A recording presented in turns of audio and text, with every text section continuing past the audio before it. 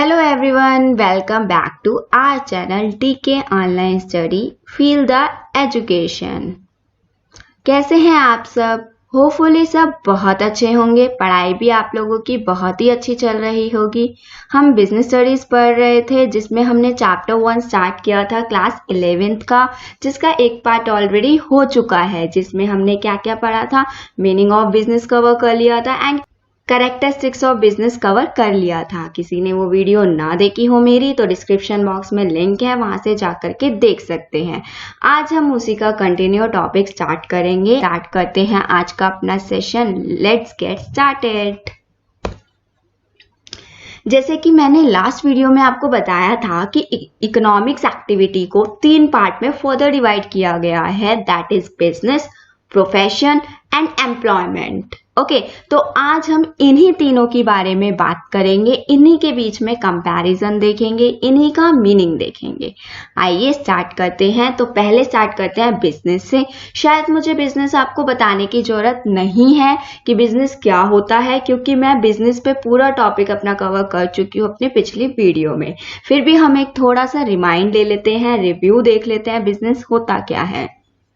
Business वो economic activity होती है जो किससे कनेक्ट होती है, प्रोडक्शन से या परचेज से या sale of goods and services से या सप्लाई सर्विसेज की, जिसका मेन ऑब्जेक्ट क्या होता है, प्रॉफिट को अर्न करना होता है। पीपल इसमें किस लिए एंगेज होते हैं, बिजनेस में किसके लिए एंगेज होते हैं, प्रॉफिट को अर्न करने के लिए। बिजनेस वो इकोनॉमिक एक्टिविटी है जहां पे बंदा क्या करता है, या तो प्रोडक्शन करता है या कहीं से परचेज करके लाता है उसे आगे सेल करने के लिए, या सर्विसेज सप्लाई करता है। वो किस से सप्लाई करता है, प्रॉफिट को अर्न करने के लिए। इसमें पीपल किस में एंगेज होता है, एक बिजनेस में एंगेज होता है। किसके लिए एंगेज होता है, प्रॉफिट अर्न करने के लिए। ये हम बिजनेस में पढ़ चुके हैं कि वो डील करता है गुड्स एंड सर्विसेज में, रेगुलर बेसिस पे डील करता है, वो सप्लाई करता है सर्विसेज को और सेल करता है गुड्स की।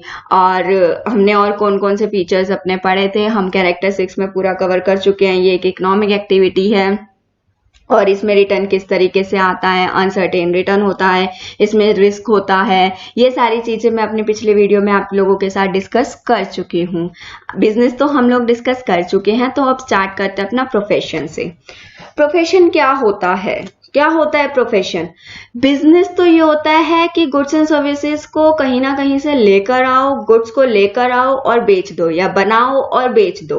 ठीक है, ये तो था हमारा बिजनेस। या सर्विसेज दे रहे हैं हम, ट्रांसपोर्टेशन सर्विसेज दे रहे हैं, तो वो सर्विसेज सप्लाई करना हो गया। ठीक है, वो तो था बिजनेस। लेकिन प्रोफेशन क्या होता है?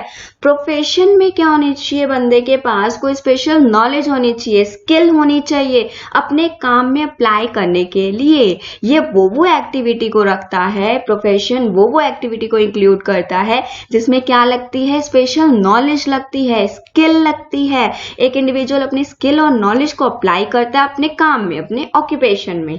It includes those activities which require special knowledge. इसमें वो सारी एक्टिविटीज आती हैं जिसमें क्या होता है, बंदा क्या यूज करता है, अपनी स्पेशल नॉलेज को यूज करता है, स्किल को अप्लाई करता है एक इंडिविजुअल अपने काम में, in their occupation. It includes those activities which require special knowledge and skills to be applied by individual in their occupation.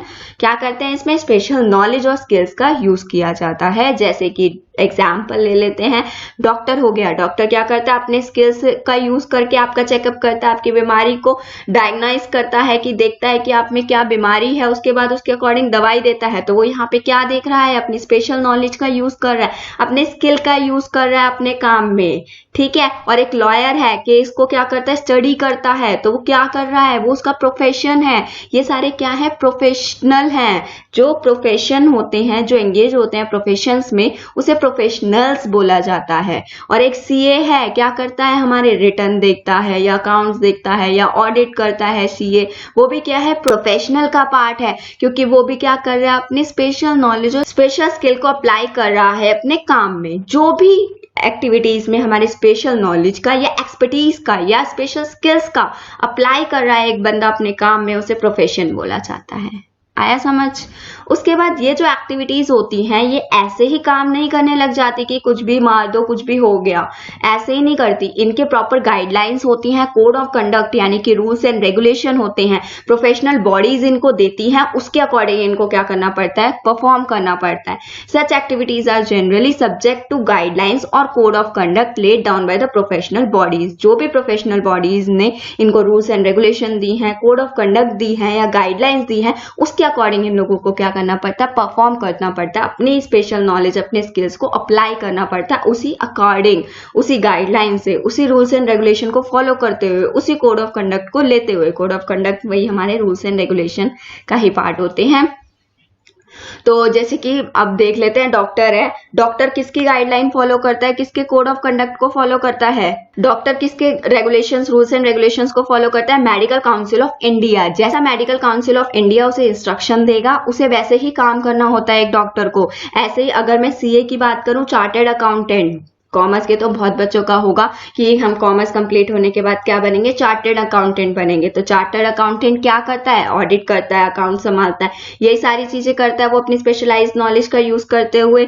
तो वो किसके रूल्स एंड रेगुलेशन, किसके कोड ऑफ कंडक्ट के अंडर काम करता है, वो institute of chartered accountant of India के ICAI के रेगुलेशंस के अकॉर्डिंग चलता है।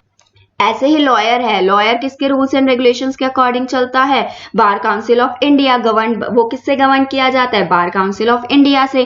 तो यही थे हमारे कुछ प्रोफेशंस, जैसे कि सीए हो गया, लॉयर हो गया, डॉक्टर हो गए, जो अपने स्पेशल नॉलेज और स्किल को अप्लाई करते हैं अपने काम में, उन्हें बोला जाता है प्रोफेशंस। और ये गाइडलाइन से चलते हैं, proper code of conduct, regulations, इनके प्रोफेशनल बॉडीज बनी होती हैं जिसकी गाइडलाइंस को ये लोग फॉलो अप करते हैं, उसी अकॉर्डिंगली अपने काम करते हैं। Those engaged in professions are known as professionals। जो भी प्रोफेशंस में एंगेज होते हैं, जो भी प्रोफेशंस में काम करते हैं, वो प्रोफेशनल्स बोले जाते हैं। जैसे सीए, डॉक्टर, लॉयर, इन सबको क्या बोला जाएगा, प्रोफेशनल्स बोला जाएगा। अगर कोई सीए बन गया, कोई डॉक्टर बन गया या कोई लॉयर बन गया, तो ये सब कौन हो गए, हमारे प्रोफेशनल्स हो गए। ठीक है। अब जैसे मैंने इसमें एग्जाम्पल डाला हुआ है, एग्जाम्पल मैं आप लोगों के साथ ऑलरेडी शेयर कर चुकी हूं, लेकिन फिर भी देख लेते हैं। Doctor are engage in medical profession. Doctor किस में होता है, मेडिकल प्रोफेशन में होता है। Are subject to the regulation of, और वो किसके रूल्स एंड रेगुलेशंस को फॉलो करते हुए चलता है, मेडिकल काउंसिल ऑफ इंडिया के। ओके, ये था हमारा प्रोफेशन। एक बार दोबारा से रिवाइज कर लेते हैं। जब हम कंपैरिजन करेंगे बिजनेस प्रोफेशन और एम्प्लॉयमेंट का, तब बहुत काम आएगा ये। तो क्या होता है प्रोफेशन, प्रोफेशन क्या होता है, वो एक्टिविटीज जिसमें स्पेशल नॉलेज की, एक्सपर्टीज की या स्किल्स की जरूरत पड़ती है। एक इंडिविजुअल क्या करता है, अपने नॉलेज को, अपने स्किल को, अपने एक्सपर्टाइज को अपने काम में यूज करता है, अप्लाई करता है, उसे बोला जाता है प्रोफेशन। ये एक्टिविटीज किसके साथ चलती हैं, गाइडलाइंस फॉलो अप करती हैं, कोड ऑफ कंडक्ट, रेगुलेशन जो भी प्रोफेशनल बॉडीज ने दी हैं वो इनको फॉलो करनी होती है। जो भी लोग इस प्रोफेशन में एंगेज होते हैं उन्हें प्रोफेशनल्स बोला जाता है। जैसे कि डॉक्टर है, हमारे मेडिकल प्रोफेशन में एंगेज्ड है, वो किसके रूल्स एंड रेगुलेशन फॉलो कर रहे होते हैं, मेडिकल काउंसिल ऑफ इंडिया, और इन्हें क्या बोला जाता है, प्रोफेशनल्स। हमारे सीए हो गए, हमारे लॉयर हो गए, ये सारे भी हमारे प्रोफेशनल्स हैं। ठीक है, ये था प्रोफेशन। अब बात कर लेते हैं एम्प्लॉयमेंट की। एम्प्लॉयमेंट वो ऑक्यूपेशन है जहां पे लोगों को दूसरों के लिए काम करना पड़ता है। जैसे कि ऑफिस में आप लोगों के घर पे आपके पापा, चाचा, ताऊ या फिर जो भी है ऑफिस में काम करते हैं, वो किसी और के लिए काम करते हैं। In which people work for others, यानी कि किसी एम्प्लॉयर यानी कि किसी किसी की सुपरविजन में हमें काम करना पड़ता है। एंड गेट रिमनरेटेड इन रिटर्न, और बदले में क्या लेते हैं, रिमनरेशन। सैलरी मिलती है ना उन्हें, बदले में क्या लिया जाता है, रिमनरेशन लिया जाता है, उसे बोला जाता है एम्प्लॉयमेंट। एम्प्लॉयमेंट क्या होता है, वो ऑक्यूपेशन होता है जहां पे लोग क्या करते हैं, दूसरों के लिए काम करते हैं और बदले में क्या लेते हैं, रिमनरेशन, यानी कि बदले में सैलरी, वेजेस लेते हैं। जैसे कि those who are employed by others are known as employees. जो किसी के अंडर काम करते हैं वो क्या कहलाते हैं, एम्प्लॉयज कहलाते हैं। और जो उनका बॉस होता है वो कौन होता है, एम्प्लॉयर होता है। वो किसके, एक एम्प्लॉय किसके अंडर काम करता है, एम्प्लॉयर के अंडर काम करता है। जैसे कि एग्जाम्पल डाल रखा है मैंने, people who work in factories, जो फैक्ट्रीज में काम कर रहा है वो लेगा वेजेस या सैलरी लेगा अपनी एम्प्लॉयमेंट फैक्ट्री ओनर से, और वो एम्प्लॉय होगा हमारे फैक्ट्री का। तो ये यानी कि जो इनके हेड होंगे वो एम्प्लॉयर होंगे, और ये किसके अंडर काम करते हैं, एम्प्लॉयर के अंडर काम करते हैं, और इन्हें क्या बोला जाता है, एम्प्लॉयज बोला जाता है। और ये बदले में क्या लेते हैं, सैलरी या वेजेस लेते हैं, रिमनरेशन बोलते हैं जिसे, सैलरी या वेजेस लेते हैं। ठीक है, तो एम्प्लॉयमेंट क्या होता है, एक बार दोबारा से रिवाइज कर लेते हैं। क्या होता है एम्प्लॉयमेंट, एक ऑक्यूपेशन होता है जहां पे लोग दूसरों के लिए काम करते हैं और बदले में क्या लेते हैं, रिमनरेशन लेते हैं, सैलरी या वेजेस लेते हैं रिटर्न में। और इनको क्या बोला जाता है, जो दूसरों के लिए काम करते हैं, एम्प्लॉयज बोला जाता है। ये किसके अंडर काम करते हैं, एम्प्लॉयर के अंडर काम करते हैं। इनका जो हेड होता है वो कौन होता है, इनका एम्प्लॉयर होता है जो इन्हें सैलरी देता है। People who work in factories, मान लो कोई लोग हैं वो फैक्ट्री में काम कर रहे हैं, रिसीव कर रहे हैं वेजेस और salary in the employment of the factory owner. Factory owner के एम्प्लॉयमेंट में काम करते हुए ये लोग क्या वेजेस और सैलरी ले रहे हैं। ये कौन है, एम्प्लॉयज हैं फैक्ट्री के। ओके, ये था एम्प्लॉयमेंट। बहुत इजी, बहुत सिंपल है। अब देखिए, मैंने सबका मीनिंग बता दिया, आपको सबका मीनिंग अगर समझ आ गया तो कंपैरिजन में बिल्कुल भी दिक्कत नहीं आएगी। आप कंपैरिजन खुद करके दिखाएंगे मुझे। अपने एग्जाम्पल्स मेरे साथ शेयर करना कि बिजनेस के क्या क्या एग्जाम्पल हो सकते हैं, प्रोफेशनल्स के क्या क्या एग्जाम्पल्स हो सकते हैं, और एम्प्लॉयमेंट के क्या क्या एग्जाम्पल हो सकते हैं। आप कमेंट बॉक्स में मेरे साथ जरूर शेयर करना अगर आपके माइंड में कुछ अलग सा आता है तो। थोड़ी सी मेरी नॉलेज भी बढ़ा देना कि क्या पता मुझे कुछ अच्छा एग्जाम्पल मिल जाए कि मैं अपने नेक्स्ट सेशन में उस एग्जाम्पल का यूज कर सकूं। ओके, आइए अब कंपैरिजन देख लेते हैं। क्या कंपैरिजन है हमारे बिजनेस, प्रोफेशन एंड एम्प्लॉयमेंट के बीच में। जैसे कि मैंने आपको मीनिंग बता दिया है, तो अब आप मुझे बताएंगे कि क्या क्या कंपैरिजन हो सकता है। ठीक है, अब देखिए मोड ऑफ स्टैब्लिशमेंट। पहले बात कर लेते हैं मोड ऑफ स्टैब्लिशमेंट। बिजनेस को खड़ा करने के लिए क्या मुझे किसी तरीके की स्टैब्लिशमेंट की जरूरत पड़ती है, किसी तरीके की फॉर्मेलिटी की जरूरत पड़ती है बिजनेस को खड़ा करने के लिए? इफ नेसेसरी, बिजनेस में क्या होता है, जरूरत पड़ती है। किसी किसी बिजनेस में पड़ती है, किसी किसी में नहीं पड़ती। तो जैसे कि मैंने यहाँ पे लिखा है, एंटरप्रेन्योर डिसीजन डिपेंड करता है, एंटरप्रेन्योर का डिसीजन है ये, and other legal formalities if necessary. एक जो उस बिजनेस को मैनेज करने जा रहा है उसके डिसीजन की जरूरत पड़ती है एक, और कुछ फॉर्मेलिटीज की जरूरत पड़ती है अगर जरूरी है तो। बस लीगल फॉर्मेलिटीज तो इफ नेसेसरी किसी प्रोडक्ट पे जरूरी है और किसी प्रोडक्ट पे जरूरी नहीं है। और एंटरप्रेन्योर का डिसीजन होना बहुत जरूरी है इसके स्टैब्लिशमेंट के लिए। एंटरप्रेन्योर कौन होता है, जो हर चीज को मैनेज करते हुए चलता है।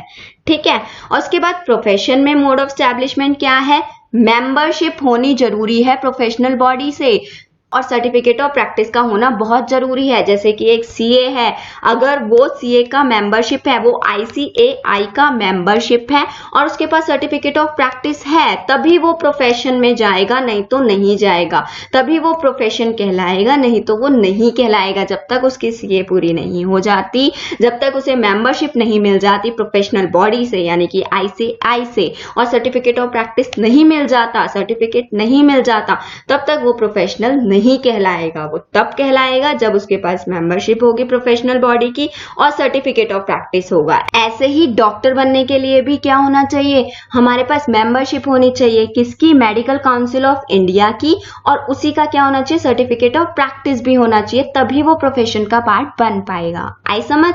नेक्स्ट है एम्प्लॉयमेंट। एम्प्लॉयमेंट के लिए अगर आप कहीं पर भी जॉब लेने जाते हैं, ये आप याद कर लिए, एम्प्लॉयमेंट तो बहुत सिंपल सी चीज है। आप देखते भी होंगे कि जब जॉब करने जाते हैं हम लोग, तो जॉब के लिए क्या किसकी जरूरत होती है, अपॉइंटमेंट लेटर जब तक हाथ में नहीं आता, सर्विस एग्रीमेंट जब तक नहीं मिलता, तब तक आपकी जॉब स्टार्ट नहीं होती, आप एम्प्लॉयमेंट का पार्ट नहीं बनते। तो एम्प्लॉयमेंट स्टार्ट करने के लिए उसके मोड ऑफ स्टैब्लिशमेंट क्या होता है, अपॉइंटमेंट लेटर, कि आपके हाथ में अपॉइंटमेंट लेटर होना जरूरी है, ज्वाइनिंग लेटर भी जिसे बोला जाता है, सर्विस एग्रीमेंट, जो भी एग्रीमेंट्स होते हैं उनका होना भी बहुत जरूरी है, तभी हमारी एम्प्लॉयमेंट स्टार्ट होगी। तो क्या देखा हमने मोड ऑफ स्टैब्लिशमेंट में, यानी कि बिजनेस कब स्टार्ट होगा, एक तो एंटरप्रेन्योर के डिसीजन से स्टार्ट हो जाएगा। बाकी अगर कोई फॉर्मेलिटीज, लीगल फॉर्मेलिटीज हैं वो जरूरी है तो वो करनी पड़ जाएंगी बस। ठीक है, ये तो हो गया बिजनेस का पार्ट। उसके बाद प्रोफेशन कब से स्टार्ट, वो बंदा प्रोफेशनल कब से कहलाना स्टार्ट करेगा, प्रोफेशन में कब आएगा, जब उसके पास उस प्रोफेशनल बॉडी का क्या होगा, मेंबरशिप होगी और सर्टिफिकेट होगा, साथ में सर्टिफिकेट ऑफ प्रैक्टिस होगा, तभी वो प्रोफेशन का पार्ट बन पाएगा। और एम्प्लॉयमेंट कब, उसकी एम्प्लॉयमेंट कब स्टार्ट होगी, कब मोड ऑफ स्टैब्लिशमेंट होगी उसकी एम्प्लॉयमेंट का, जब उसके हाथ में अपॉइंटमेंट लेटर आ जाएगा या किसी भी तरीके की सर्विस एग्रीमेंट आ जाएगा। जो भी उस एम्प्लॉयमेंट से रिलेटेड उसके एम्प्लॉयर को सही लगता है वो एग्रीमेंट वो कर देगा उसके साथ, तभी उसकी एम्प्लॉयमेंट स्टार्ट होगी। Got it. नेक्स्ट पॉइंट देखते हैं, नेचर ऑफ वर्क है, जो कि बिजनेस में बहुत देर से हम लोग बिजनेस की बात कर रहे हैं, बल्कि मेरी पिछली वीडियो से हम बिजनेस की बात कर रहे हैं। तो बिजनेस में आप लोग हाइलाइट्स क्या देख रहे हैं कि क्या होना जरूरी है, नेचर ऑफ वर्क, किस तरीके का काम किया जाता है बिजनेस में। गुड्स एंड सर्विसेज दी जाती है पब्लिक को, क्या किया जाता है, गुड्स एंड सर्विसेज की सेल्स, प्रोडक्शन और परचेज होती है पब्लिक के लिए। ठीक है, तो हमारा बिजनेस में तो आप लोगों को एक ही मिनट में आंसर आ जाएगा कि नेचर ऑफ वर्क कैसा काम करते हैं भाई, लेन देन करते हैं किसका, गुड्स एंड सर्विसेज का, पब्लिक को। तो ये हो गया हमारा बिजनेस। प्रोफेशन में क्या किया जाता है, अपनी एक्सपर्ट नॉलेज को, अपने स्किल्स को अप्लाई किया जाता है अपने काम में। तो यही लिखा हुआ है, सर्विस दी जाती है, किसी भी तरीके का गुड नहीं दिया जाता प्रोफेशन में। एक सीए आपको सर्विस देता है, एक डॉक्टर आपको सर्विस देता है, एक लॉयर आपको क्या देता है, सर्विस देता है, जो कि क्या होती है, इंटेंजिबल होती है। इसके बारे में भी हम सर्विस टॉपिक पढ़ेंगे अपना आगे बिजनेस में चैप्टर्स में। तो अभी देख लेते हैं प्रोफेशन क्या करता है। Rendering of personalised expert services, अपनी सर्विसेज प्रोवाइड करता है अपने कस्टमर्स को, अपने पब्लिक को कस्टमर्स को क्या करता है, अपनी एक्सपर्ट सर्विसेज, अपने नॉलेजेबल सर्विसेज प्रोवाइड करता है एक प्रोफेशन। और एम्प्लॉयमेंट क्या करता है, performing work as per service contract और रूल ऑफ सर्विस, जो भी उसकी सर्विस का पार्ट है, जो भी उसकी सर्विस के कॉन्ट्रैक्ट ने बोला है परफॉर्म करने के लिए, जो भी उसका एम्प्लॉयर बोलता है वो उस काम को वो परफॉर्म करता है एक एम्प्लॉयमेंट में। ठीक है, तो नेचर ऑफ वर्क में हमने क्या देखा, बिजनेस क्या करता है, गुड्स एंड सर्विसेज का लेन देन करता है, provision of goods and services to the public को देता है गुड्स एंड सर्विसेज। और प्रोफेशन क्या करता है, हमारा प्रोफेशन क्या करता है, पर्सनलाइज्ड एक्सपर्ट सर्विसेज प्रोवाइड करता है अपने पब्लिक को। और एम्प्लॉयमेंट क्या करता है, अपने एम्प्लॉयर के कहने पे चलता है, वो परफॉर्म करता है उस काम को जो भी उसके सर्विस कॉन्ट्रैक्ट से रिलेटेड हो या फिर रूल ऑफ सर्विस से रिलेटेड हो। ओके, यानी कि रूल्स ऑफ सर्विस ने बोला हो, जो भी काम उसकी सर्विस से रिलेटेड होता है वो काम वो परफॉर्म करता है। उसके बाद नेक्स्ट पॉइंट है हमारा क्वालिफिकेशन। बिजनेस स्टार्ट करने के लिए, एक दुकान खोलने के लिए या किसी भी तरीके की प्रोडक्शन करने के लिए आपको किसी भी तरीके की क्वालिफिकेशन की जरूरत नहीं है। No minimum qualification is necessary. आप 10th के बाद, 12th के बाद, फर्स्ट ईयर के बाद, ग्रेजुएशन के बाद जब मर्जी चाहे तब बिजनेस कर सकते हैं। Okay, and profession, expertise and training in a specific field is a must. आपने देखा होगा डॉक्टर की इंटर्नशिप होती है, सीए की इंटर्नशिप होती है, लॉयर की इंटर्नशिप होती है, उसके बाद ही उन्हें मेंबरशिप मिलता है या सर्टिफिकेट मिलता है। तो प्रोफेशन के लिए एक्सपर्टाइज होना उस चीज में और ट्रेनिंग लेना बहुत जरूरी है, उसी के बाद वो प्रोफेशन की फील्ड में आ सकता है। एम्प्लॉयमेंट, जो भी उसके एम्प्लॉयर ने जो भी क्वालिफिकेशन उसे बोली है कि आप ग्रेजुएशन के बाद कर सकते हैं ये काम, आप मास्टर्स के बाद कर सकते हैं, 12th के बाद कर सकते हैं, तो वो एम्प्लॉयमेंट तभी स्टार्ट हो जाती है। क्वालिफिकेशन एंड ट्रेनिंग, जो भी क्वालिफिकेशन और ट्रेनिंग हमारे एम्प्लॉयर ने प्रिस्क्राइब करी है एम्प्लॉयमेंट में, वो एम्प्लॉयमेंट में जो क्वालिफिकेशन है वो कौन देता है, हमारा एम्प्लॉयर देता है। जो भी क्वालिफिकेशन और जो भी ट्रेनिंग एम्प्लॉय ने प्रिस्क्राइब करी है वही एम्प्लॉयमेंट में आती है हमारी। ओके, तो क्वालिफिकेशन में हमने क्या देखा, बिजनेस में किसी भी तरीके की क्वालिफिकेशन, मिनिमम क्वालिफिकेशन की जरूरत नहीं है। No minimum qualification is necessary. Profession में एक्सपर्टाइज का और ट्रेनिंग का होना बहुत जरूरी है। इंटर्नशिप यानी कि ट्रेनिंग के बाद आपको मेंबरशिप मिलेगी, मेंबरशिप और सर्टिफिकेट मिलेगा, उसके बाद ही आप प्रोफेशन में जा सकते हैं। और एम्प्लॉयमेंट में क्वालिफिकेशन क्या है, हमारी क्वालिफिकेशन और ट्रेनिंग हमारे कौन डिसाइड करता है, हमारा एम्प्लॉयर डिसाइड करता है। जो भी एम्प्लॉयर हमारा क्वालिफिकेशन और ट्रेनिंग जिस तरीके से भी बताएगा उसी तरीके से हमारे एम्प्लॉय को वो क्वालिफिकेशन और ट्रेनिंग हमारे एम्प्लॉय के पास होनी चाहिए। नेक्स्ट है हमारा रिवॉर्ड और रिटर्न।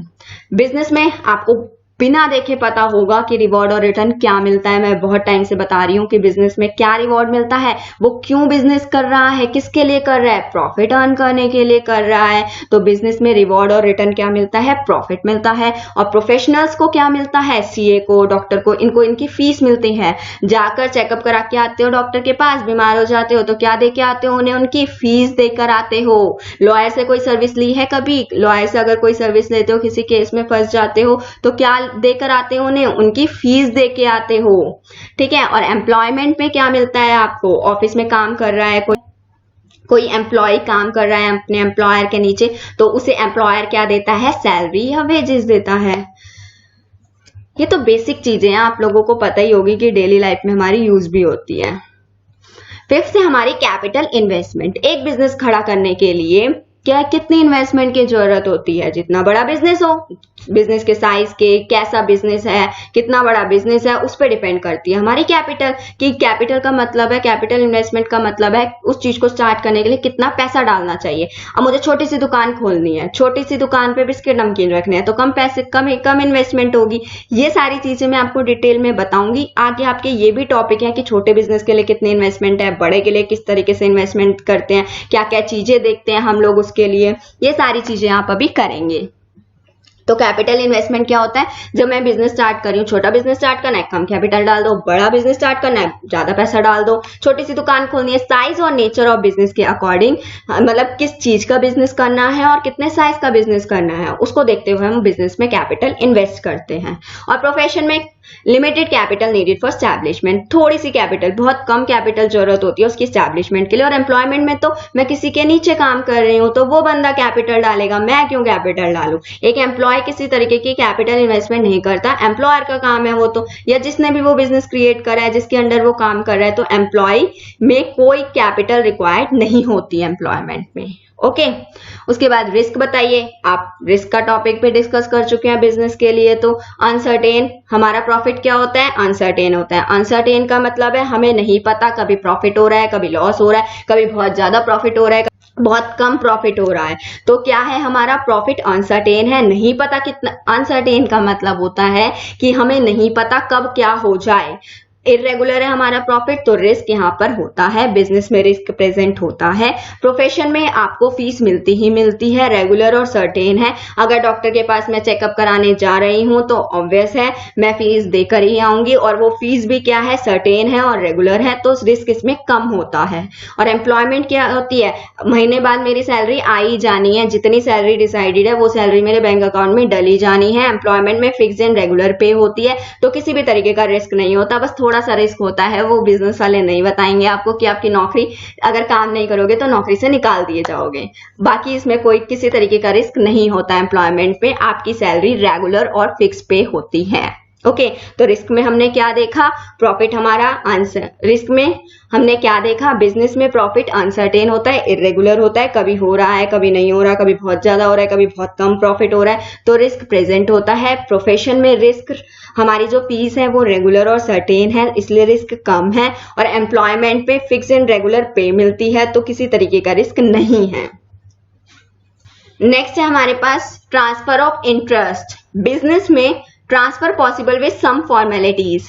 क्या मैं इंटरेस्ट को ट्रांसफर कर सकती हूँ? बिजनेस में कुछ फॉर्मेलिटीज के बाद कर सकती हूँ। प्रोफेशन में सीए अपनी नॉलेज किसी और को ट्रांसफर कर सकता है? नहीं कर सकता, दूसरा सीए ही पॉसिबल है ऐसा काम, तो इसमें ट्रांसफर नहीं होता। बिजनेस में किसी और को ट्रांसफर कर सकती हूँ अपना, कि अब तू संभाल ले, तो सम फॉर्मेलिटीज के साथ हम ट्रांसफर इसमें पॉसिबल है बिजनेस में। लेकिन प्रोफेशन में एक सीए, एक डॉक्टर, एक लॉयर अपनी नॉलेज को, अपने स्किल्स को किसी और को ट्रांसफर नहीं कर सकता, इसलिए प्रोफेशन में ट्रांसफर पॉसिबल नहीं है इंटरेस्ट का। और एम्प्लॉयमेंट में भी पॉसिबल नहीं है, मैं अपनी नौकरी किसी और को ट्रांसफर कैसे कर सकती हूँ? ठीक है, इसमें भी पॉसिबल नहीं है ट्रांसफर ऑफ इंटरेस्ट। उसके बाद है code of conduct. No code of conduct is prescribed. Business को चलाने के लिए कोई रूल्स एंड रेगुलेशंस फॉलो नहीं है, आप अपने रूल्स एंड रेगुलेशन बनाइए और अपने बिजनेस को चलाइए, जिस तरीके से प्रॉफिट कमा सकते हैं कमाइए। लेकिन हाँ, कोई गैर कानूनी काम, इलीगल काम करके नहीं, लीगल काम के साथ। लॉ तो फॉलो होगा ही होगा, लेकिन बिजनेस के लिए कुछ अलग से कोड ऑफ कंडक्ट नहीं बने हुए। ठीक है, प्रोफेशन के लिए कोड ऑफ कंडक्ट फॉलो होते हैं, जैसे कि सीए वाले किसकी गाइडलाइंस फॉलो करते हैं? आईसीएआई की होते हैं, इनको कोड ऑफ कंडक्ट फॉलो करने पड़ते हैं। और एम्प्लॉयमेंट क्या होते हैं? रूल्स एंड रेगुलेशन किसके फॉलो करता है? अपने एम्प्लॉयर ने जो भी बोला है, वो एम्प्लॉयर ने जो भी रूल्स एंड रेगुलेशन दिए हैं या नॉर्म्स दिए हैं उसके बिहेवियर के लिए, वो एम्प्लॉय को फॉलो करने पड़ते हैं। ठीक है, तो हमने कोड ऑफ कंडक्ट में क्या देखा? बिजनेस में किसी भी तरीके का कोड ऑफ कंडक्ट, कोई प्रिस्क्राइब कोड ऑफ कंडक्ट नहीं है। ठीक है। प्रिस्क्राइब यानी कि particular code of conduct business के लिए नहीं बनाया गया है, स्पेशल बिजनेस के लिए और प्रोफेशन के लिए बनाया गया है। जिस प्रोफेशन के आप हो उसके गाइडलाइंस आपको फॉलो करनी पड़ती हैं। एम्प्लॉयमेंट में जो एम्प्लॉयर ने रूल्स एंड रेगुलेशन दिए हैं, नॉर्म्स ऑफ बिहेवियर दिए हैं, वो आपको फॉलो करना पड़ता है। नॉर्म्स यानी कि वही रूल्स एंड रेगुलेशन कि किस तरीके से आपको बिहेव करना है, अपनी कंपनी में किस तरीके से काम करना है। ठीक है, ये था आपका comparison between business, profession and employment. किसी भी तरीके का डाउट हो तो आप कमेंट बॉक्स में अपने डाउट फ्रीली ले सकते हैं।